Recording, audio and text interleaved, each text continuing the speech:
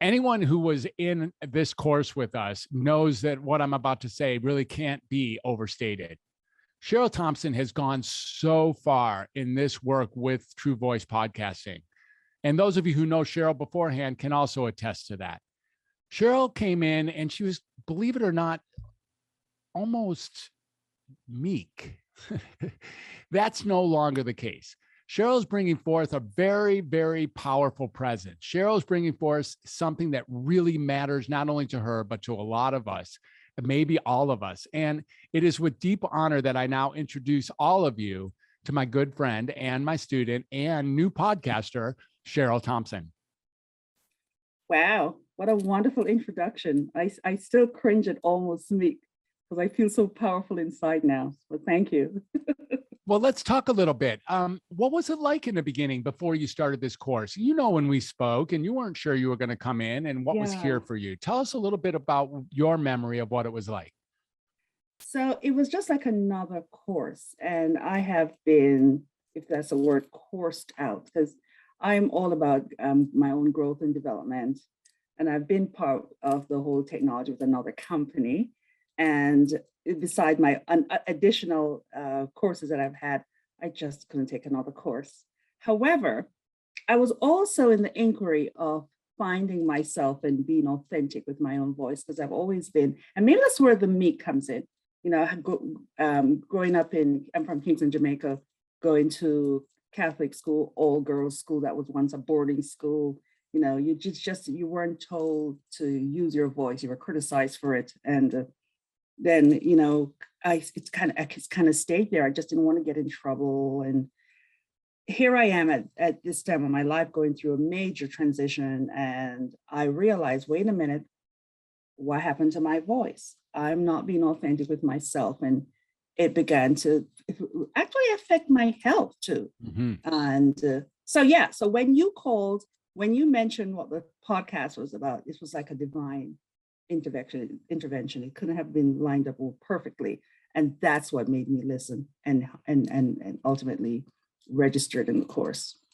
Excellent. It really has been a deep honor to be with you. Can you give us an overview of how it's a little bit of a tough question, but the bridge, the arc that it was for you to start with the course, to learn about the software, to learn about the hardware, to learn about your mission and the pillars, to come to grips with your title. What is the title of your podcast? Okay, so the title of my podcast is Heart Spark. And I'll answer, hopefully I'll hit all the things you did mention for me to touch on, but you can always let me know what's missing. So I came in and I wasn't sure. Podcasts, ultimately, probably I will come up with one. However, I was really interested in your technique in terms of us becoming authentic, more authentic for those who are already, I know I wasn't. And for us to use in our true voice, I wanted to see what went wrong, you know, what, of course, we think of things being wrong, and what I could add in, what I could use to improve myself, always trying to improve myself. So, and as I was in the program, so this is a vehicle we're going to have you drive this through with, and it's a podcast. And for me, it's like, okay, podcast sounds great. I'll do it. And as I was beginning to find my own voice again, I was always there, just rediscovered, I should say. I was able to use all the interests that I had, which was in global economics. When I lived in Jamaica, my mother, she ran a home-based business where she employed other women. And I remember when she had the business, she was cognizant of the low pay scale that particular industry gave, and she paid above that. And she felt it was ethical and a human thing to do to help others live a reasonable and live with their families instead of being in survival mode all the time, which I understood, because when my mother was getting that pay scale, that's how we lived. Anyway, as I started, being more educated in terms of learning more of the world, my views were influenced and shaped by the inequality of the economic of the global economic system, I should say. So here is a podcast. Here is my true voice. And I'm like, wait a minute, I don't know how I could use this. And it was actually Sean when I told him what my real interest is, because there's something everyone's interested in. But I didn't think a podcast was what I was going to use to highlight it. So when I understood the global economic welfare and the disparity in the system, and I understood what my mother did, and I was trying to create some platform for this. And it was Sean who says, why don't you do a podcast interviewing the people who you're trying to reach out to? Hence, my podcast, Heart Spark, started. Awesome. And where is that today? What have you noticed in the rest of your life? Now that Heart Spark has become a central space of who you are as a person, and who you are in your culture, and who you are, in the creation of your legacy. What are you noticing about Heart Spark and how that's affecting you, maybe even day to day now? Like how about conversations that you're having with strangers or with other people who have similar interests? Oh, that's amazing. Actually, the first day I landed in the US, I felt I was in the cosmos, because like everyone was from all over the world. And I had no idea that, forming friendships with people from all over the world would be valuable now. So what I did was to go back to the friends that I met from different countries and said, hey, I'm doing this podcast. Do you know anyone in your country who has like a small home-based business? My mom had a home-based business. And I really would like to just talk with them to see what is the inspiration behind the business. Because, my mother had this home-based business, but she was a human being. She had a interest in all the areas of life. No one really talked to her to find out what motivated her to start it. I knew as her child why she did it, and what was her passion. I said, what if we found that same interest in the people who had these home-based business, and we got other people interested in them, in learning more about just not the product, but the face behind the product, the face behind the business, or whatever it is that they produce. So to answer your question, in talking or in having conversation with the guests on my podcast, it's just amazing to find out who they were before, what pivoted them to making the decision to start a business, and how they're benefiting. And because they're benefiting, other people have benefited. For example, one of the podcasts I did, hopefully you get a chance to hear a little from Gabriella, who is an author who during the pandemic decided, hey, let me share the story. I've always wanted to be on the forefront, to share a story about what is really inside of me. What inspired her was her belief that, I have something to share. I need to share the story, and not only share little bits and pieces of what she was doing in terms of her art or her craft with other people. She was part of a production team, but she didn't enjoy the entire full production journey. So now in creating her product, which is a book, she was able to do from start to the end and share that with the world. And it's a beautiful story that everyone can resonate to. So that's great. Do we have a snippet today? I'm not sure if you set one up, or is it? I do have a snippet of beautiful Katie, if she's able to get a hold of that and share that with us. Maybe let's see where that is. It's pretty short, so it shouldn't. I just need 1 second. I know where I put it. I just have to find it. All right. Well, we'll keep talking. You got this, Katie. Okay. So, and what's the future look like for Heart Spark? Where are we headed? So I do have a few interviews that I'm getting ready to broadcast, and I have interviews. Well, I shouldn't say interviews, just conversations, just having with people, finding out about their what they're doing in terms of their products. Now, I did mention that ultimately it really is to impact the inequality that is occurring in the economic global system. Future is a platform where we're able to not only purchase, but create relationships with the people behind the products. So it's almost like your Amazon meeting Facebook. So if you're buying something from, for example, Gabriella, you're going to know Gabriella's journey, how she decided she wanted to do psychology, and then she went philosophy, and then she went to do baking. And you're knowing her family, the town she grew up in. So if you see something on the news that happened in Lima, Peru, you have a direct connection, not only because you have her product, but you know who lives there as well. That's just brilliant. It's just brilliant. It just adds a new level of context to the back of what we sometimes are overlooking or not even noticing about purchases that we might be making, or, you know, really getting that there's a person behind all of this. And it seems like that's what Gabriella is. And Wow. I want to add real quickly too. Yeah. All the people I'm interviewing are from countries with very low GDP. Yes, exactly. And I specifically chose that because I mentioned my concern for the inequality rather in the global economic system. So instead of worrying about whether the money you're sending to a charity, and they're great charitable organizations, but at times every now and then we see little news items of something that went awry. But you will not only have the person that you're sending it to, you're contributing to that economy of the city, the family first, the city, the town, and the country. So you're making a direct impact. Mm-hmm. Beautiful. What have you noticed? Have you noticed that when you ask people to be guests, they're eager? Have you noticed that do people say, no, I don't want to be a guest on your show, or is everyone just jumps at it? I've never had a no. I know, right?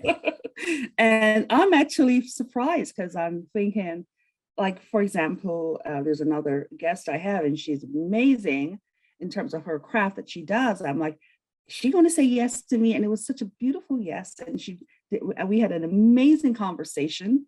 And yeah, so and you're going to experience that once you start listening to the podcast. You're going to experience people on a level that you've never before. Like, you know, you're going to have this one-on-one, especially that, you know, how we share our communication now. You know, you ask about Zoom. You know, a lot of people are doing, having different platforms where they're talking to each other. You know, their cameras, and before it was like probably letters. that's dating myself. Telephones, but now you have real-time communication like we are now doing. And you'll be enjoying this with the people that you'll be talking to. That's just great. Awesome. I do have the clip ready if you would like. Yep, bring it on. Here we go. I am very small now.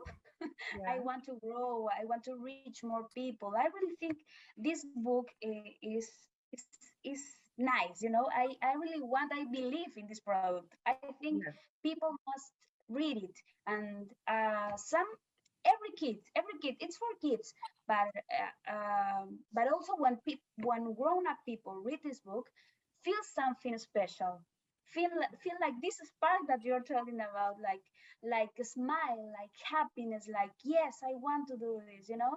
It's something special, and I feel when the people do, and they thank me for writing this book, and I say, okay, I really want this to grow, and people know this product, you know. Awesome. Yeah, yes, I think it's what motivates me most is to see the change, small changes in people, you know, like I was sad, and then it's a minute of happiness, but it's something that inside changes you and makes you see the world another way. I don't know. Wow, indeed. And that's her talking about her book called Rayita. The English translation is Little Sunshine. And guys, you feel free to listen on, to connect to the Spotify podcast to listen to her talk about her book. And that's a connection you're also going to get with the platform that I'm developing, that you'll be able to trade directly with people like Gabriella. It's really, really, really, really cool. So, you know, one of the things that I'm noticing while you're there, and I'd love to hear what you say about this, is you're just jaw-droppingly interested in what she has to say. That it seems that you've taken some massive strides in asking questions that need to be asked, and then being so curious and open for the answers that get generated. Have you noticed that you've had some growth and development in that area in the last several months? Oh, absolutely. One of the things I really enjoyed about this course is the different training that we have, and depending on and guests as well. And I know one of the things that we talked about is how to engage your guest. And I use the word interview, and I know this is one of the words that we're encouraged to leave to the side a bit and use a conversation. It's just really sitting down, using that authentic voice to connect with the other person and having this conversation where it just flows. And in the conversation, you get some surprises, like I did with Gabriella. As she was talking, I was so resonated. There's so much synchronicity. It's like, whoa, I just met her that day. Just met her that day. Oh, wow. And it's being a part of this course that really allows you to take the angst off and just be with people, which can be a little difficult for me at times, you know? And yeah, so that's what you're looking at. Just fantastic. Wow. Sheryl, if you had something that it really is fabulous. You're just a pleasure. It's so much fun to have watched you grow and to have you now be launching your true voice into the world, and really for such a premier cause and such a wonderful conversationalist, so curious, asking the same questions we all have, and then bringing them out of your guests. So it's just fantastic.